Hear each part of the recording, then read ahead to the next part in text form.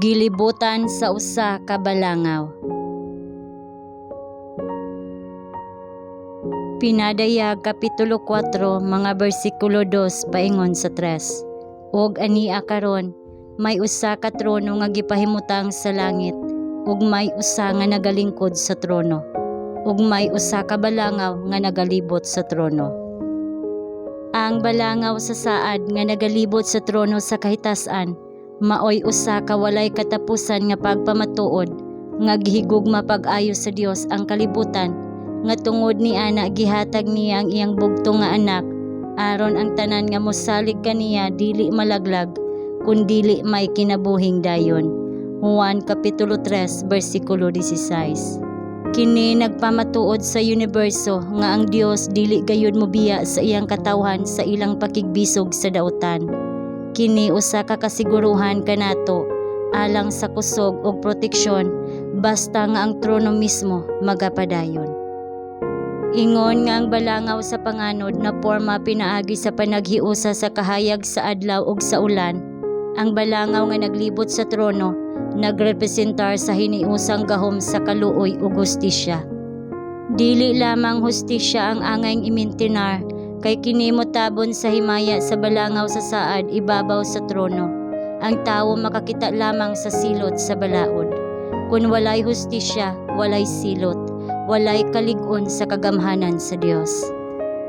Kini mao ang pagsagol sa paghukom og kaluoy nga naghimo sa kaluwasan nga puno og hingpit.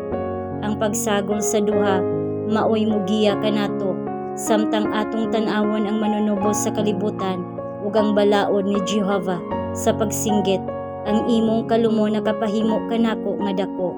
2 Samuel Kapitulo 22 bersikulo 36.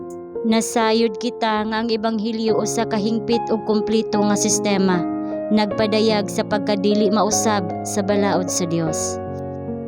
Ang kaluoy nagdapit kanato sa pagsulod pinaagi sa mga ganghaan ngadto sa syudad sa Dios, ug ang hustisya nagsakripisyo aron sa paghatag ngadto sa matag masinugtanon nga kalag sa hingpit nga mga pribilehiyo isip sakop sa harianong pamilya, usa ka anak sa langitnong hari.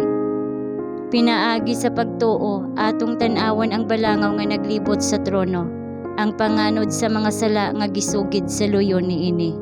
Ang balangaw sa saad usa ka kasiguruan sa matag mapaubsanon, mahinulsulon, matinuohon nga kalag nga ang iyang kinabuhi usa uban kang Kristo ug nga si Kristo usa uban sa Dios. Ang kasuko sa Dios dili mahulog sa usa ka kalag nga modangop kaniya. Ang Dios mismo nagpahayag, "Kun makita ko ang dugo, mulabay ako kanimo."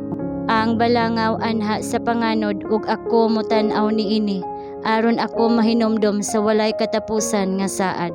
Exodus Kapitulo 12 bersikulo 13 ug Genesis Kapitulo 9 bersikulo 16.